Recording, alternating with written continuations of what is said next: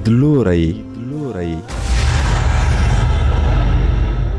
امتونه ولې د زوال له برخلیک سره مخ کیږي؟ د عروج او زوال تر شا کوم داستانونه پټ دي؟ فکر، فرهنګ، تاریخ او تمدن د ولسونو په ژوند کې کومې اغیزې لري؟ د دې ټولو شننه او څېړنه په لیدلوري خپرونه کې اوریدلی شئ. دا خپرونه هره شنبه د غرمې 11 بجې او 10 دقیقې او تکرار یې جمعه 10 بجې او 10 دقیقې اوریدلی شئ. لیدلوری.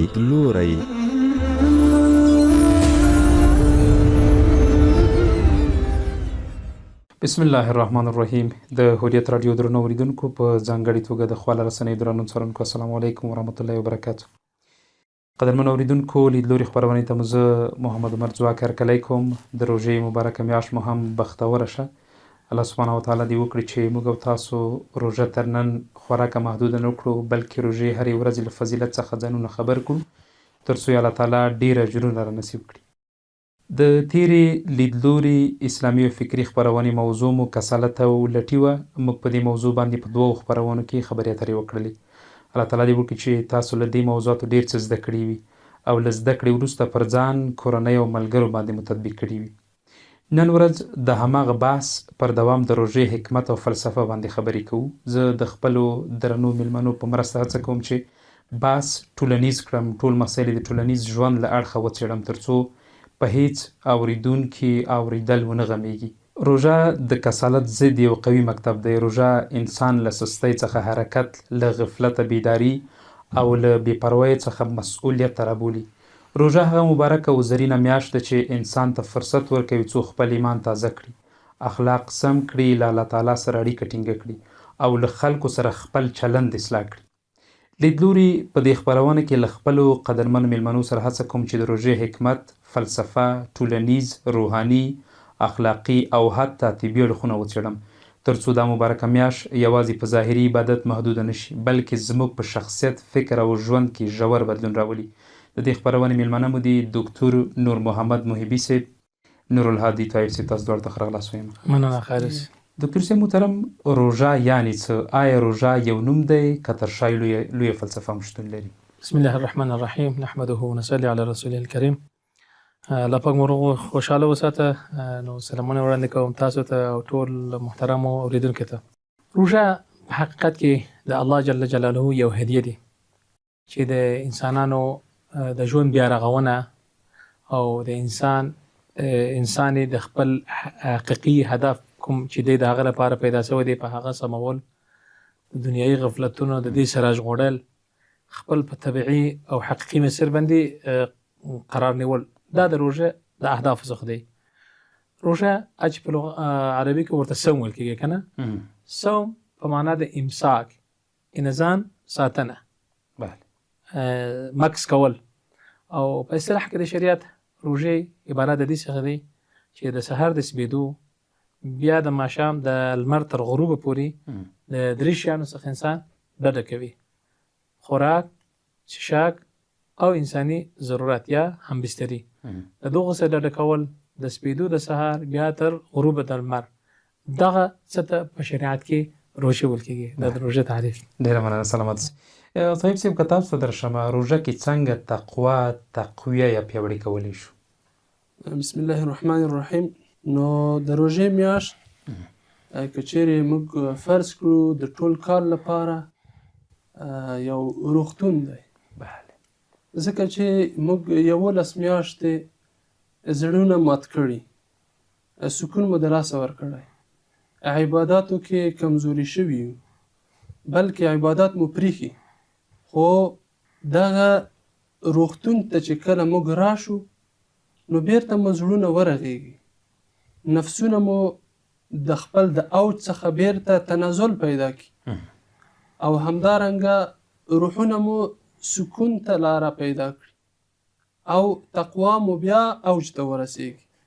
ځکه کله چې په نفس باندې پښه کېښودل شي، خپل د تقوا توازن پورته ځي. بله او تقوا پورته خیږي.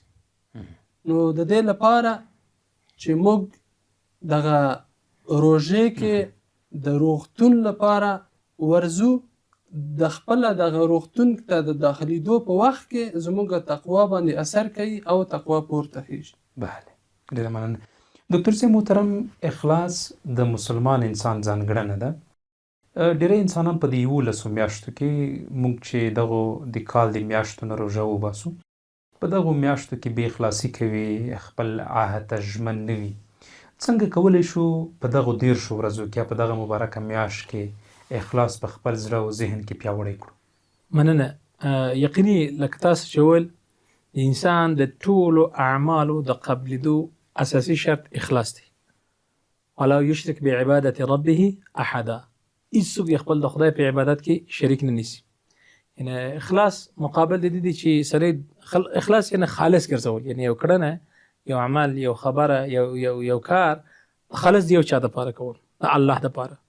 ضد هغه بیا تظاهر او ریاکاری او سمعه دی کنه. نو کله چې هغه ریاکاری او تظاهر او سمعه مې سره سي، دې ته په شریعت کې بیا شرک ویل کیږي او بیا د هر څه ختموي. یعنی ریاکاری خپل د شرک یو شعبه دی، اوس شرک صغیر او اصغر ورته وایي، بل هغه خپل پر ځای.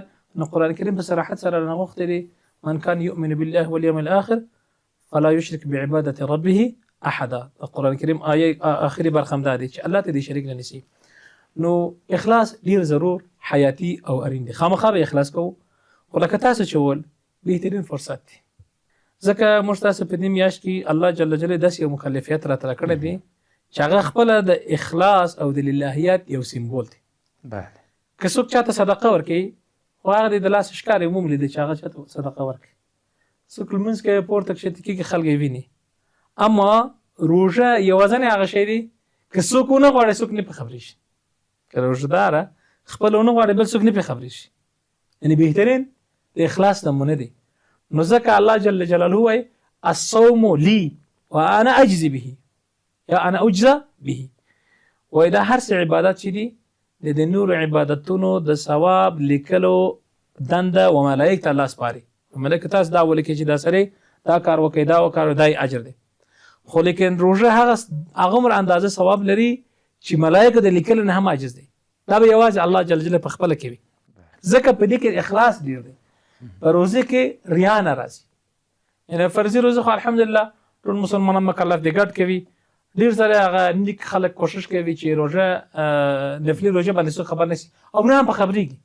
یعنی که څوک غواړي روزه هغه عبادت دی چې څوک نه په خبريږي. نه د روزه په دوران کې د انسان ارادت، د انسان عزمت دا ټینګيږي، د انسان مقاومت ډیریږي.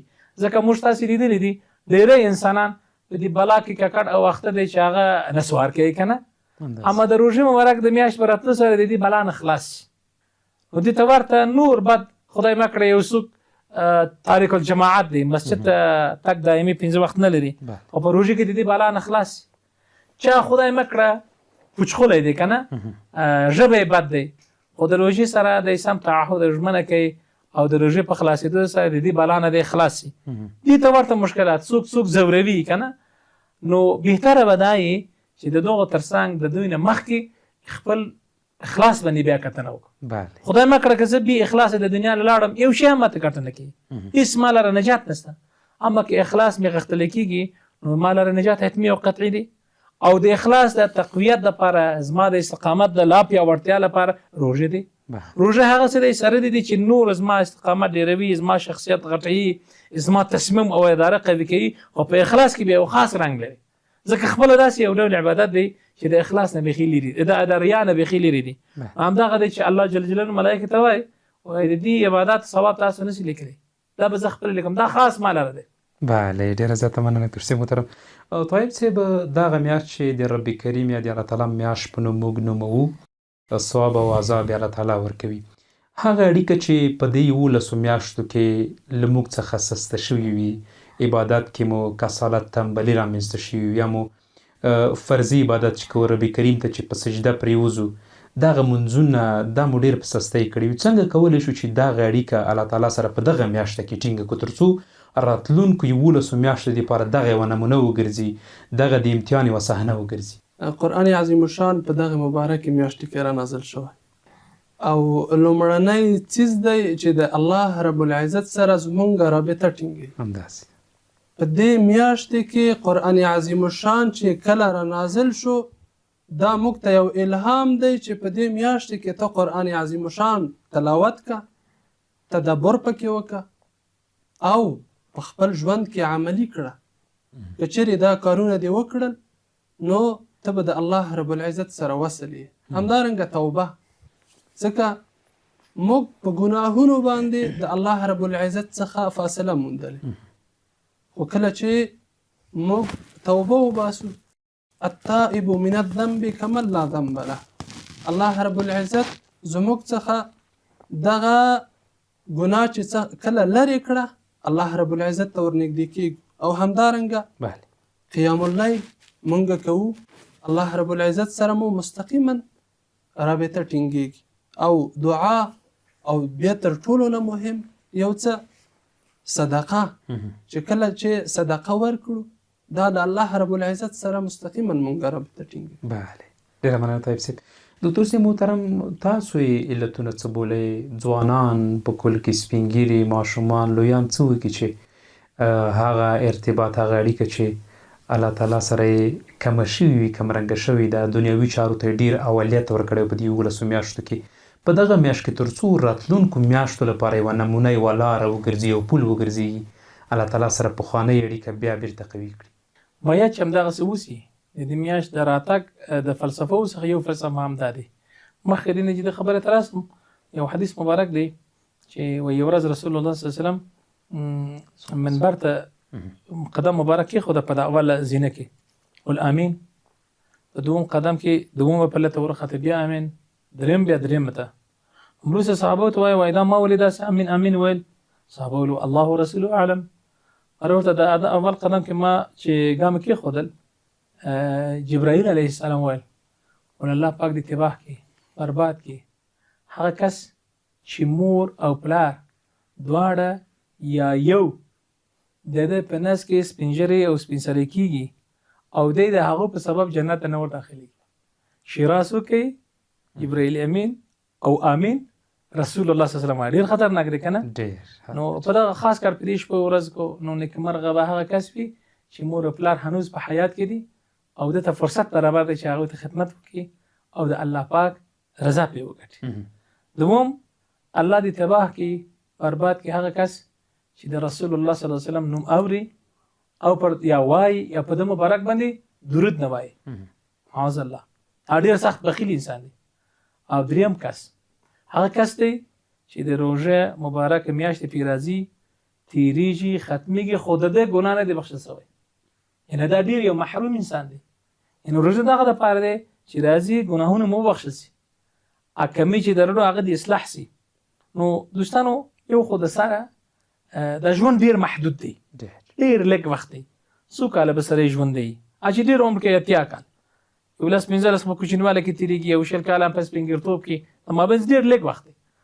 او ډېری هم داسې دي چې قبرستان ته لاړ سو تر سپین ګورو سپین سرو د ځوانانو مړینې ډېر دي که نه؟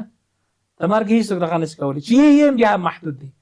نو سړی باید د تلپاتې ژوند لپاره، د ابدي ژوند لپاره څه تیار کړي، باید خپل اعمال سم کړي. نو ستاسو پوښتنه دا و چې څه راز دې وکړي؟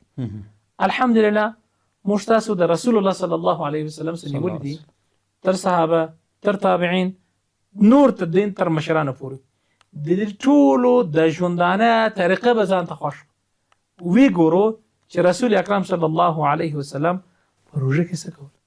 سمدلاسې راته وایي د روژه په دوران کې که څوک د تا سره بدې خبرې کوي، شخړه او ستونزه جوړوي، ته ورته وایي انی امرأ صائم، ته ورته وایي زه خو روژاتي یم.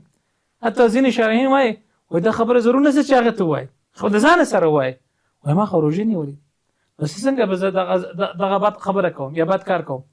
ځکه تاسو ګورئ د روژې په دوران کې د 3 شیانو څخه موږ ډډه کوو، لکه خوراک، چشا کوو، هم بستري. دا هغسې 3 شیان دی چې د کال په اوږدو کې موږ ته حلال دی. حلال نه زموږ مکلفیت دی چې خامخا به دغه 3 شیان نه استفاده کوو، څو چې بدن مو پاتې سي، ژوند مو بقا پیدا کړي. او اوساسو که څوک ډوډۍ نه خوري د لو جمله کې ګناهکار دی، که اوبه نه څښي د لوږې تنده مړه کېږي ګناهکار دی. دا هغه شیان دي چې یوازې حلال نه د مو مکلفیت دی، خو د روژې په دور کې د دغو څخه ډډه کوم. نو د هغه څه څخه خو به خامخا ډډه کوم چې همیش په ټول تاریخ کې حرام قطعي حرام دی. هغه الله پاک هېڅکله نه دی حلال کړی. لکه دروغ ویل خدای مه کړه، یو انسان ځورول، تهمت وهل، غیبت کول، یو چاته ضرر رسول، نامحرمې ته کتل، د چا ناموس بې عزته کول او دې ته ورته موضوعات، دا خو هغه څه دی چې هېڅکله ماته نه وروم. نو خامخا به ډډه کوم.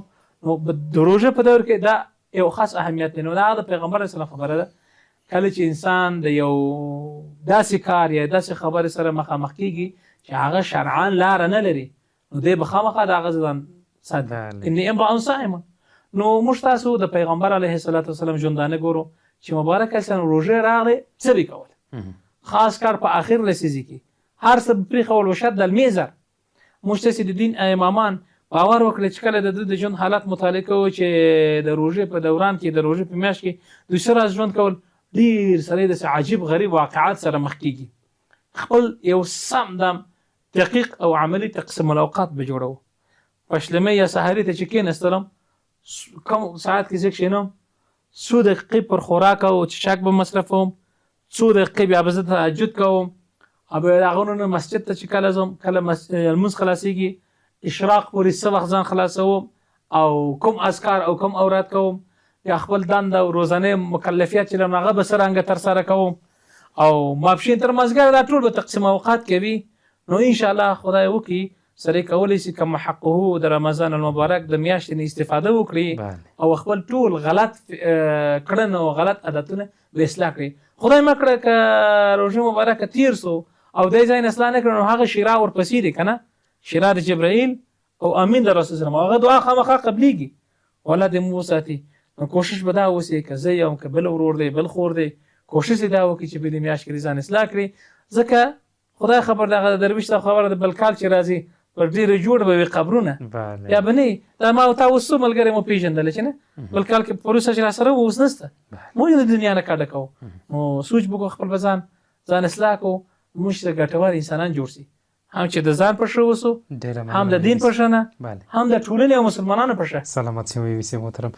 طیب صاحب، روژه کې څه ډول او په کومو لارو ټولنه اصلاح کېږي؟ موږ وایو چې روژه یوازې د خولې عبادت نه دی بلکې د انسان ټول دار و مدار کې نغښتی دی. روژه کې یوازې موږ دې لپاره نه یو مأمور شوي چې خوراک بس کړو، څښاک او همدارنګه هم بستر کېدل بس هم بستر کېدل، بلکې زمونږ اصلاح دا ده چې باید خوراک یوازې د دې لپاره بس نه کړو، بلکې زمونږ هغه لازمي څه دا دي چې خولم لکه څنګه د خوراک څخه بنده ساتلې، د دروغو څخه، د غیبت څخه، د بهتان څخه، او همدارنګه د لهو لعب څخه وساتو. همدارنګه که چیرې موږ ځان ونه ساتو، د رسول الله مبارک صلی الله علیه وسلم دغه حدیث موږ ته کافي دی چې هغه وای رب صائم وليس له من صيامه الا الجوع او كما قال عليه الصلاه والسلام، چې هغه به روژه نیولې وي خو یوازې به دغه ولږه دته پاتې شوي وي. ورب قائم ليس له صيام یا قیام الا السحر، چې د هغه لپاره به یوازې ستړیا پاتې شوي وي. او همدارنګه مونږ نور هم که چیرې مونږ وګورو دا حدیث هم کفایت ورته کوي چې که چیرې مونږ ځان اصلاح نه کړو نو د دا حدیث مصداق ګرځو چې من لم يدع قول الزور والعمل به فليس لله حاجة ان يدع طعامه وشرابه. نو مفهوم دا دی که چیرې څوک خپله خوله بنده نه کړي د خراب اعمالونه، د خراب اقوالونه او همدارنګه اجسام د خپل اعضا ونه ساتي د دغو خراب کړنو څخه، نو د الله تعالی لپاره د دغه د خوراک او څښاک پرېښودل هیڅ معنا نه لري. نو د اصلاح لپاره دا ده چې باید منګه هغه اعضا وساتو چې د هغه باندې مونږ نه ګناه کیږي. تر ټولو نه مهمه خوله ده، ځکه چې خوله که چیرې مونږ وساتو نو د نیمایي څه چې 80% خرابه کړلو څخه به موږ منع. بله، ډېره زیاته مننه. مولوي صاحب محترم، روژه د اعمالو او افعالو د سمون او رغون میاشت ده. هغوی چې له خپلو بدو اخلاقو او افعالو ځورېږي څومره یې د اصلاح په موخه ورته ګټوره بولئ؟ بلې شکه ډېره ګټور دی، یعنې طلایي فرصت دی، زرین فرصت دی.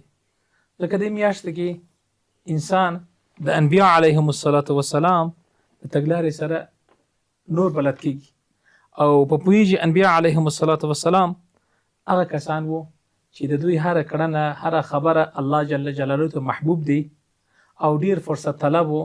د انبیا علیهم السلام کوشش همیشه دا وو چې د فرصت نه استفاده وکړي، هغه څه ترسره کړي چې د الله جل جلاله رضایت پکې دی او د ټولنې او د بشریت خیر پکې دی. نو انسان کله یو د پیغمبران علیهم السلام لاره پسې نیسي او ځان لپاره الګو او بیلګه پیغمبران علیهم السلام ټاکي، نو بې شک انسان په ډېرو ځایونو کې د مشکلات څخه خلاصېږي. دوستانو، یو شی زواک محترمه چې ډېر بګرونکي دی، هغه زموږ تاسې په ټولنې کې عادت شوی دی د حقیقت برخلاف. روژه دپاره دی چې انسان اصلاح شي. یوه بیلګې هغه مهمه بیلګې هغه کظم الغیظ یا هغه خپل غصه کښېستل دی.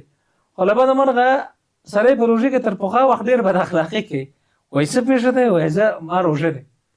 چې ته روژه یې باید نور د اخلاق سم شوی وی، دا نه چې پسې خراب سي کله کله عذر بدتر از ګناه د دې نه پسې وایي لاس وخته کوم، هغه بیا یو بل مشکل که نه. نو هغه خپل یو بدن ته یو جسم ته مضر دی، هغه د ټول مسلمانان د دې بدن خلاص کړي.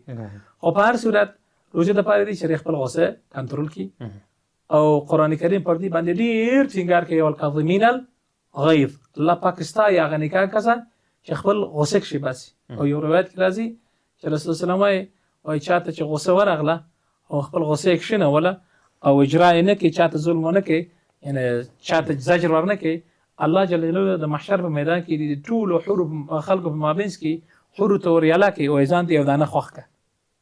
او ډېر د قدر وړ موضوع دی او په دې باندې ډېر انسانانو ګټلی دی. باید پر غصه باندې کنټرول راوړي.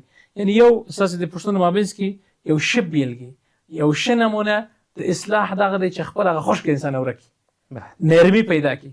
فبما رحمة من الله لنت لهم. الله جل احسان را باندې ږدي چې ای محمد سلام دا د الله د رحمت له برکت دی چې ته و صحابه او امت ته نرم سوی. دا نرم خویي د انسان لپاره زیب دی، زینت دی، ښایست دی، ښکلا دی. اما تندخویي د انسان لپاره بدرنګي دی، بدمرغي دی. نو ځکه الله جل په دې ښایسته سنگار باندې خپل رسول الله صلی الله علیه وسلم مزین کړی دی.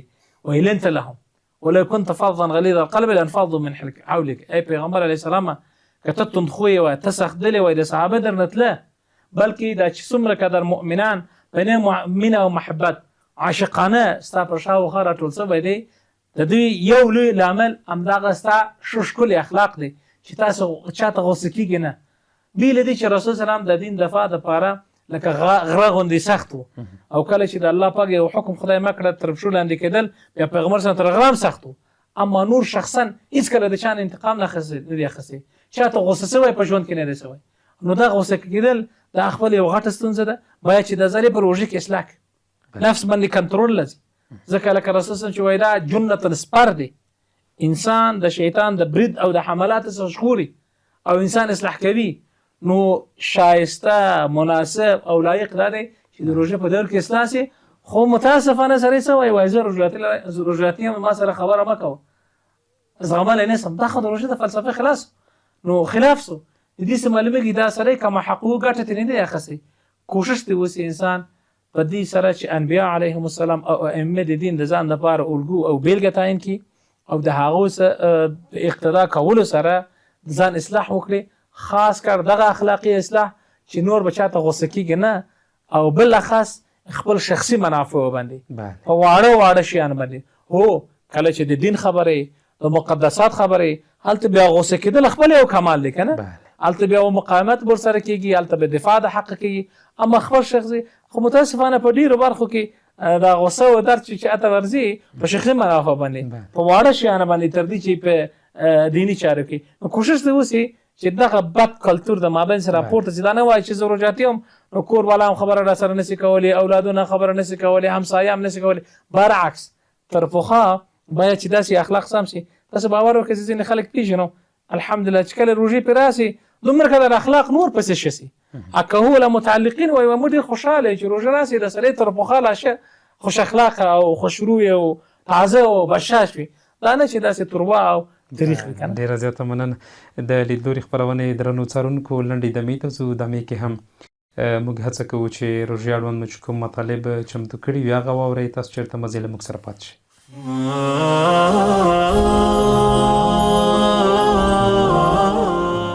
د روژې فضیلت. د روژې مبارکه میاشت په اسلام کې له ځانګړي فضیلت څخه برخمنه ده. روژه چې د اسلام له 5 بناو څخه دریمه بنا ده. رسول الله صلی الله علیه وسلم فرمایي اسلام په 5 ستنو جوړ شوی دی. د دې خبرې گواهی ورکول چې د الله تعالی پرته بل څوک د عبادت وړ نشته او محمد صلی الله علیه وسلم د الله تعالی استازی دی. د لمانځه سم ادا کول، د زکات ورکول، د بیت الله زیارت کول او د روژې نیول دي. د روژې مبارکه میاشت په حقیقت کې د عبادت، فضیلت، رحمت، خواخوږۍ او د خدای جل جلاله د پیرزوینې میاشت ده. په دغه مبارکه میاشت کې هر مسلمان ته لازمه ده چې د خپل بدن هر غړی روژه کړي او له هر ناروا او حرام عمل تر سره کولو څخه ډډه وکړي.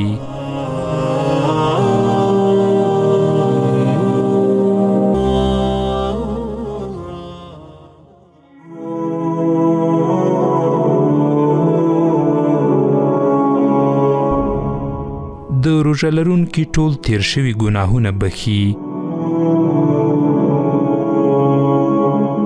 رسول الله صلی الله علیه وسلم فرمایي 5 لمونځونه، جمعې تر بلې جمعې او روژه تر بلې روژې دا ټول د صغیره ګناهونو ختمونکي دي کله چې له لویو ګناهونو څخه ځان وساتل شي.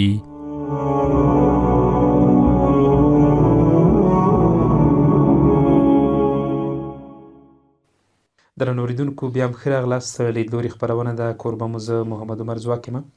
طیب صاحب په دې میاشت کې تر ډیره مسلمانان هڅه کوي چې چاته یې ضرر ونه رسیږي. دا په نورو عادي ورځو کې څنګه د خپل ژوند برخه وګرځوو؟ په دې میاشت کې وجدان راویښیږي او نفس مغلوبیږي. دغه میاشت کې دغه وجدان راویښیږي. اما په 11 میاشتو کې نور زمونږ وجدان یا مړ وي او یا هم ویده وي. نو لکه څنګه چې په دې روژې کې بله ژبه ساتو نو په ټول کال کې باید وساتو.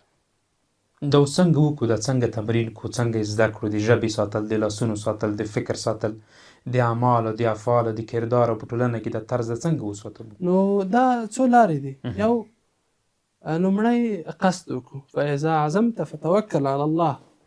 بیا د الله رب العزت څخه یې وغواړو، ځکه موږ داسې شیبې لرو، داسې بهترینه شیبې چې الله رب العزت مو یوه دعا هم نه ردوي، بلکې د قیام اللیل په داسې حالت کې چې الله رب العزت موږ ته خپله اسمانو ته بلا کیف راکته کېږي او موږ ته وایي چې تاسو وغواړئ موږ یې درکوو، حتما یې درکوو. نو د خپل ځان سره دا سوچ وکړو چې زما لپاره دغه میاشت طرز العمل ده، یو کړنلاره ده. نو که چیرې زه اوس ځان سم نکم په د 11 میاشتو کې زه نشم سمیدای.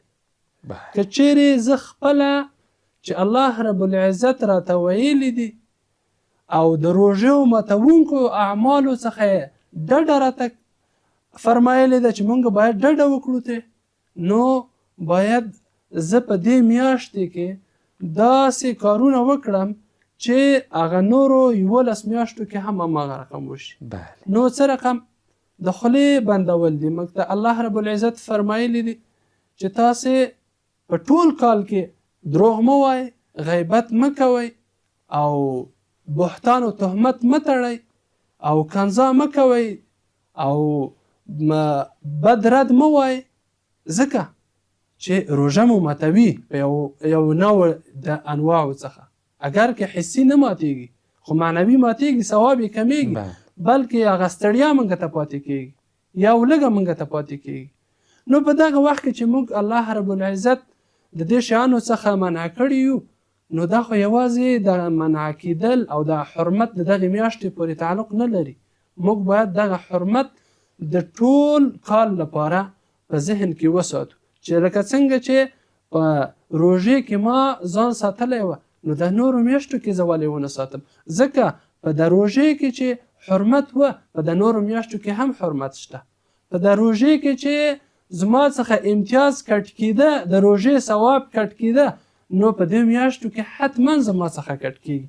نو په دې لحاظ باندې موږ چې روژې کې کوم اعمال ترسره کړو او د کوم څه څخه پرهیز وکړو، باید په طریقې اولا باندې په دغه نورو 11 باقي میاشتو کې هم ځان وساتو. ډېره زیاته مننه.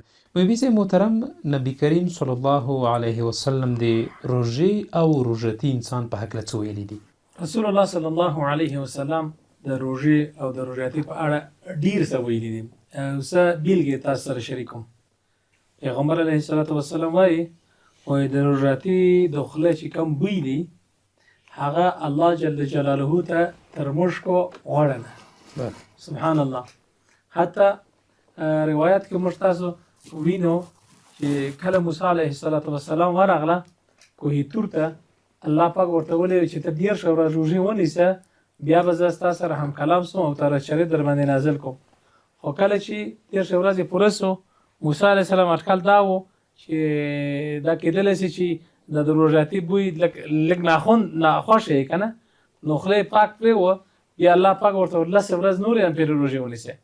نو ګوره په ظاهره کله چې نس وژې کېږي، طبعا د خوله نه یې لس یو څه ناخوش بوی احساسېږي، خو سره د دغه هم بیا الله جل جلاله ته محبوب دی. او روژه په اړه بیا رسول الله صلی الله علیه وسلم وایي الصوم جنة، روژه چې دی سپر دی. موږ تاسو خو طبیعي دي د حق او د باطل د پیدایش د اولې ورځې څخه بیا تر ابده پورې د حق او باطل مقابله وي. حق پلوه خلک د حق پر لوري کشوي او باطل پرست خلکو په باطل پر لوري، او د میدان کې د دې مبارزه او تقابل طبعا وسایل پکار دي چې د پخوانه د بشریت څخه دا اوس ورته په میراث پاتې دی چې د مقابله په میدان کې د سپر نه کار اخلي. نو د شیطان او نفسي خواهشاتو د غوښتنو په وړاندې روژې او سپر دی. دا هم یو دوی دانه واړه بیلګې د احادیثو تاسو سره شریک کړئ چې رسول الله د روژاتي او د روژه په اړه ویلي دي. زما صاحب محترمه، په مجموع کې کله چې موږ تاسو قرآن کریم آیاتو ته ګورو، یو ځل نه لس ورنه په ډېر بې شمېره ځایونو د اقامت الصلات او د ایتاء او زکات خبره راغلی دي. ولې؟ ځکه دا دوه شیان د انسان د رغېدلو، د جوړېدلو، د انسان و بریاو ته رسېدل ډېر غټ رول لري. ځکه انسان چې کله سرغړونه کوي یو مشکل سره مخ کېږي، په مجموعي غټ لاملونه یې دوه دي. یو د انسان خدای مه کړه کبر و غرور او خودخواهي دي چې الله جل جلاله سخت ورڅخه ناراض دی او الله نه خوښوي، او د دې درمل په څه سره کېږي؟ په لمانځه سره کېږي. ځکه په لمانځه کې دننه موږ انتهایی درجه تواضع او عاجزي الله پاک ته ښکاره کوو. لاس به رامه ورته ولاړ یو، تسلیمي غوندې لاسونه ورپورته کوو، په رکوع کې سر ورته ټیټوو، په سجدې کې ان سر مځکې ته یږدم، انتهایی خپل د عجز دغه کوو، بیان کوو، اعتراف کوو. طبعا الله پاک رانه راضي کېږي او غرور د منځه ځي. خو اصلي زموږ تاسو هدف دا دی چې روژه ورسره یادېږي. دا خبره هم دی چې لمونځ به د په هر صورت روژه بیا دا دی، روژه چې دی هغه نفسي خواهشات کنټرولوي. روژه د صبر یو بیلګه ده، ځکه ورته د صبر میاشتې هم ویل کېږي. و چې انسان مثلا غفلت کې جمع ته نه ورځي، خدا د نفس غوښتنه ده که نه؟ که انسان یو چاته په تریخ تندي ورسره مخامخ کېږي، خدا د نفس غوښتنه ده. که خدای مه کړی د چا مال په ناروا لاسته راوړي، دا د نفس غوښتنه دي. د دغو د ټولو په مقابل کې صبر د ټولو مشکلاتو د حل لاره ده. صبر هغه ښکلی پدیده دی چې د الله جل جلاله همراهي د ځان سره لري. ان الله مع الصابرین، الله جل جلاله د صابرانو سره دی. او صبر چې دی د هر تړلې دروازې د خلاصون کلید دی. نو صبر کله کله زما محترمه پر طاعات باندې، مثلا اوږده ورځ دی، وږی تږی ګیرېدل، ځان ساتل، دا یو غټه خبره ده، صبر غواړي. کله کله صبر د معصیت څخه کیږي، یعنی یو ځای دی، یو کار دی، یو حرکت دی، نفس ته ډیر محبوب او خوندور دی، خو یوازینی شی چې ځینې ګرځوي هغه څه شي دی؟ صبر دی. او دغه رنګه د پاک رب جل وعلا شانه د تقدیر سره سم کله کله خدای مکړه انسان د یو غم او مشکل سره مخ کیږي، د هغه سم خلاصون څه شي دی؟ صبر دی. صبر چې منځ ته راځي د غم په خوشحالي بدلیږي، نعم البدل الله جل جلاله ورکوي. خو دا د صبر ټول بیلګې په روژه کې په یو لوی انداز، په یو کم نظیر او بې مثال نه وغوندي الله پاک راته څرګند کړی دی. نو د روژې په نیولو سره انسان هم د ګناه نه صبر کوي، هم پر د معصیت، هم پر طاعت باندې صبر کوي. نو صبر چې وسو په نتیجه کې د الله جل جلاله معیت ورته راځي، ځکه الله جل جلاله ټینګار کړی دی. او روژه ګورې زوکس محترمه د یوازې د اسلام پدیده نه دی. کتب علیکم الصیام کما کتب علی الذین من قبلکم، روژه په تاسو امت محمدی باندې صلی الله علیه وسلم هغه څه شان فرض دی لکه په نور امتونو کې. یعنې د اول ورځې د آسماني دینونو د پیدایشت، د بشر د موجودېدل له هغه وخت څخه روژه دی. ځکه انسان ډیر وجوهات لري، یعنې دینی وجوهات ستا، اخلاقی وجوهات ستا، ټولنیز وجوهات ستا، تربیتی وجوهات ستا، حتی صحي او طبي وجوهات ستا چې انسان دې باید روژه ونیسي. یعنې بشر روژه ته محتاج دی، ډیر احتیاج لري. نو د دې احتیاج له کبله دا یو متفق علیه پدیده دی چې د اول ورځ څخه د دین د راتګ سره تر ننه پورې د آدم نه تر خاتم علیهم السلام دا پدیده و او دی. نو دغه مزایاو له کبله رسول الله صلی الله علیه وسلم په ډیرو احادیثو د روژې ستاینه کړې دي او د روژاتي مقام بیان کړی دی. دا چې الله پاک یو څوک ته دا توفیق ورکړي او د الله امر پر ځای کوي روژه کوي، دا غټ مقام دی، دا د څوک په ارزانه نه خرڅوي. ډېره زیاته مننه محبي صاحب محترم. طیب صاحب، ځینې کسان په خوله روژه وي، اوبه نه څښي، ډوډۍ نه خوري، خو دوی غیبت کوي، تهمت لګوي، بد اخلاقي کوي، بد افعال کوي، ټولنه کې خلک ډېر ترې تنګ وي. دغه روژه د الله تعالی په نزد څه ډول ده؟ یوازې د دغو کسانو لپاره دا حدیث شریف کفایت کوي چې څوک د خپل خوله کنټرول نه کړي، د خپل جوارح او اندامونه کنټرول نه کړي، نو الله تعالی د دغه ستړیا، د دغه اولګې، د ده تندې ته هیڅ حاجت نه لري او هیڅ ورته نه ګوري. ځکه دغه د روژې فلسفه دا نه ده چې سړی دې ستړی شي، او نه الله رب العزت د عبس کار کوي.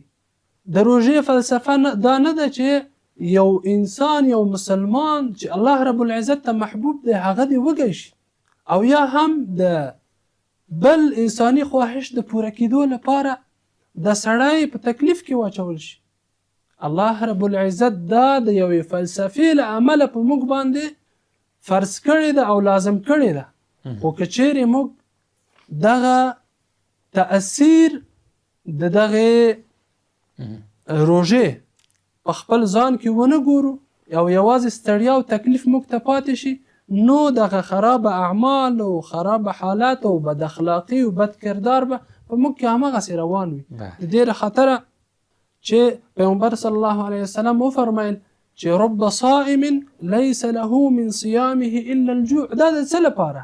د دې لپاره ویلي دي چې دی که چیرې د بد اخلاقۍ څخه، د بد عملۍ څخه، د کنزا څخه، د غیبت څخه، د تهمت څخه او د شخړو او د جنګونو څخه ځان ونه ساتي، نو د ده لپاره یوازې دغه ولګه پاتې شوه، د ده لپاره یوازې دغه ستړیا پاتې شوه، د ده لپاره یوازې همدا تنده پاتې شوه او بس.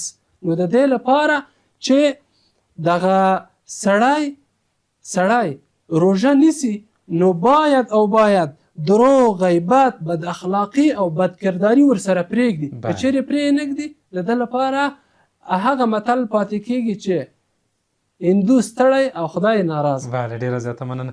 ډاکټر صاحب محترم، د روژې ټولنیز حکمت څه کیدلی شي؟ موږ ګورو چې په اسلامي ټولنه کې ټول خلک بغیر له هغو نه چې شدید ناروغان دي به روژه نه وي تر ډېره پورې د ټولنیز حکمت څه کیدلی شي ماښام کې افطاري کېږي روژه ماته کېږي خلکو سره ښه کول او هغه پیشنامه یې ځینې کسان ټولنه کې مسجد ته وړي تر څو هلته څوک چې راغلي وي پیشنامه په یو ځای سره وکړي یا روژه ماته په جومات کې سره وکړي نور به دې کوم حکمتونه موجود دي زما صاحب محترمه یو خو موږ تاسو د مسلمان په حیث د حکمتونو په لټه پسې نه یو چې زما خدای ماته ویلي چې ونې نظم حکمت راته ښکاري هم ښه خبره ده او که نه ښکاري هم ښه خبره ده او دوم د عبادت چې دي دومره قدر لوړ اهداف لري چې دا هم پکې یو هدف کېدلی سي نو دا خو ډېره مسلمه خبره ده یو خدای دی چې د غریبان او د مسکینانو سره همدردي رسول الله صلی الله علیه وسلم وایي نه دی مسلمان هغه کس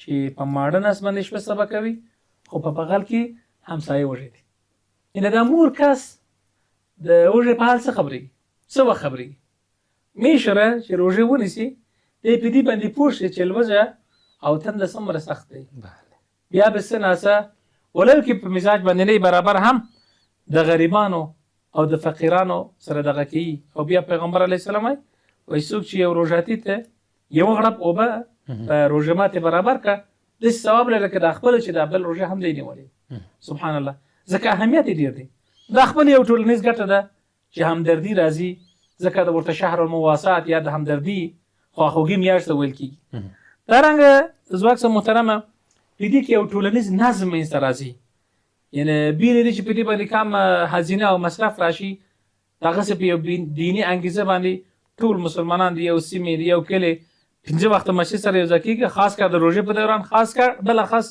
د افطاري په وخت کې نو د یو په بل په حال باندې خبرېږي مشترک مشورې کله کله کېږي ډله ییز او اجتماعي کار کله کله کېږي او دغه رنګه دا یو ډېر ښکلی کلتور منځته راوړي یو فرهنګ منځته راوړي نو دا یې هغه څه خواړه واړه کوچني هغه ټولنیز حکمتونه یا ګټې وو چې اشاره مو ورته وکړه که نه د الله جل جلاله احکام خو ټول د حکمتونو ډک دی نو هغه ټولنپوه به خپل برخه ځینې باسي طبیب به خپل دا باسي فقید خپل باسي نو بخه د الله جل جلاله حکمتونه محترم ډېره مننه تاسو محترم که باس راټول کړمه تاسو نه د وروستۍ پوښتنې په توګه دا مطرح کړمه روژه څنګه د مادي او روحاني ژوند ترمنځ توازن رامنځته کوي اوس یو شخص دا ډیره دارایي ډیره سرمایه لري دا ډیره شتمني لري روژه نیسي اما په شتمنۍ کې کسالت ټنبلي کوي ډیر په دې ډارېږي موږ وایو چې زکات سرسایه دغه کوم چې الله تعالی په څه امر کړی که چېرته موږ او تاسو په سمه توګه ادا کړو موږ به خپل ځان او ټولنه مو د فقر نه ژغورلی وي دغو ته متوصیه او نصیحت او سپارښتنه څه ده ځواک صاحب محترمه ډیره بهترینه پوښتنه داسې پوښتنه وکړه چې روژه د یوه تلې معنا لري د انسان او بالخصوص د مسلمان لپاره د بنده اړتیاوې خوراک څښاک او ناسته او پاسته او د ده ګرځېدا را ګرځېدا د ده نور مشغولیتیا دا محدودوي دا چې کله را محدود که نو د خوراک څښاک او همدارنګه د کوروالي څخه چې دی منع شو نفس کنټرول شو نفس چې کنټرول شو بالخصوص د ده دغه رغبت د معصیت څخه عبادت ته ولاړ نو په دې حالت کې دغه د مادي اړخ دا تنزل کې او لاندې روانېږي بل طرف د عبادي او معنوي او یا روحاني اړخ هغه زیاتېږي ځکه چې نفس اماره بالسوء دی اماره بالسوء داسې دی چې ته ښه کار مه کوه بس بد کوه خو که چېرې دا نفس دې را کنټرول کو دته دې واګې واچولې په دې حالت کې میدان هغه د زړه د هغه الهام بخش ته اوړي چې ملایکې الهام ورته کوي او ملایکې تل په خیر باندې الهام ورته کوي او د عبادت شروع کوي عبادت چې شروع کوي داسې حالت ته رسیږي چې هغه عبادت د عبادت طرف تله چې دغه د نفس خواهشات او مادي ځواک هغه پورته بیولې وه دوی توازن ته راولي او حتی دې حالت ته راولي چې څوک دوام او استمرار پرې وکړي چې دغه مادي اړخ پورته هوا ته جګ کړي او دغه روحاني اړخ لاندې او ثقیل شي. بله. نو په دغه اصطلاح باندې چې دغه روژه زموږ د مادي او روحاني اړخ د برابرتیا یو بهترینه وسیله ده.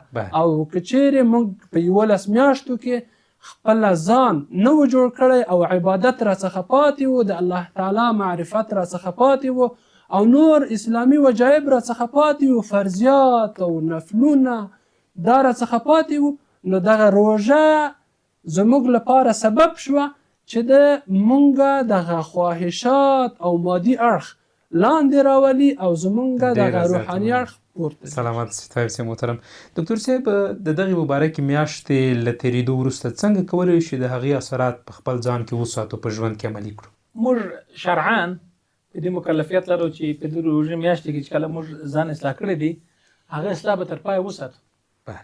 دا نه چې موږ مسلمانۍ فقط په روژې پورې محدود وي، ځکه د روژې فلسفه یو د فلسفو څخه یو دا دی چې به سړی د تل دپاره ورغول سي. دا که یو روزانتون او تمریني دور دی تر روان وخت دپاره. قرآن کریم په دې ځای کې ډېره وښکاره یو ډېر ښایسته خبرې کوي. اعوذ بالله من الشیطان الرجیم وایي ولا تکونوا کالتي نقضت غزلها من بعد قوة انکاثا. دا مکې مکرمې کې یو سپین سرې و، دا سهار چې به ونیول هغه د دې اوژغونو یا د وړۍ څخه تر مازدیګر به تار جوړول، اټ تار به جوړ کړي، مازدیګر به په خپله کښېنست هغه ورته خراب کړي. دا ښځه په دې ټولنې کې ډېر سره مشهور و، المرأة الحمقاء، ناپوهه ښځه، دا مشهور و. نو دا به د انسان لپاره بدمرغي، محرومیت او ناپوهي وي چې دی راولاړ سي خپل یو میاشت ګټلی او زیار ایستلی نتایج او پایلې په دغسې مفته د لاسه کړي. د روژې خپل هدف فقط دغه همدغه 29 شپې یا 30 شپې نه دی، بلکې مقصد دا یو تمریني دوره دی. موږ تاسو په هره برخه چې کله تعلیم کوو د تعلیمي دور ډېر محدود دی، خو وروسته څو چې ژوندی د هغه نه ګټې اخلو که نه. نو موږ دپاره پکار دی یو خدا دی لکه طاهر صاحب محترم مې وویل په دې میاشت کې یو به ښه تمرین کوو، تمریني دوره دی. دوم د الله جل جلاله څخه مرسته ډېر غواړم، او دریم سهار به پرې کوو. مثلا ما په ډېره سختي او تکلیفو باندې مثال یو داسې مشهور مثال وایم چې په معنویات کې هم دا تطبیق شي. ما د دې نسواره ځان خلاص کړي، اوس نسوار نه کوم ځکه جسمي تاوانونه راته راسي، ورسره په عذاب یم. نو چې څومره قدر کم ځایونه چې د دغه خطر د هغه ځای ته به نه نږدې کېږم، د نسواري سره به کښېنم نه، د نسوار بحث به نه کوم.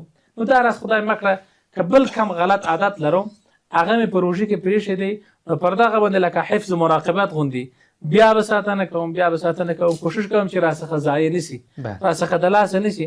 ځکه زما د یو میاشت ګټلي د یو کال راسته راوړنې دي که نه. الله پاک فضل وکړي دا ژوند راته راکړي چې دا میاشت راباندې تېر شو او زه وروزل شم. نو هېڅوک دې ته تیار نه دی چې د فراغت نه وروسته خپل هغه تحصیلي سند همدغسې برهي چې چاته ورسپاري یا پرېږدي. نو دا خو موږ وظیفه ده. او که چیرې څوک داسې په ارزانه خرڅوي نو هغه د قرآني هغه موضوع ورسره تطبیقېږي، المرأة الحمقاء، د انسان یقیني او بدمرغه محروم انسان دی. ډېره زیاته مننه دکتور نور محمد محبي صاحب، نور الهادي طیب صاحب چې موږ سره مو په لیدلوري خپرونه کې ګډون وکړ. جزاکم الله خیر. د هوریت راډیو درنو اورېدونکو په ځانګړې توګه د لیدلوري خپرونې درنو څارونکو له تاسو هم زښته ډېره مننه چې نن موضوع کې هم تر وروستۍ شپې له موږ سره پاتې شوئ. د نن ورځې لیدلوري خپرونې موضوع مو د روژې حکمت او فلسفه ټاکلې وه. تر بیا او بلې خپرونې پورې چې زه له 2 نورو میلمنو سره حاضرېږم، تاسو خپلو څښتن ته لاس سپارم. ښه وخت ولرئ.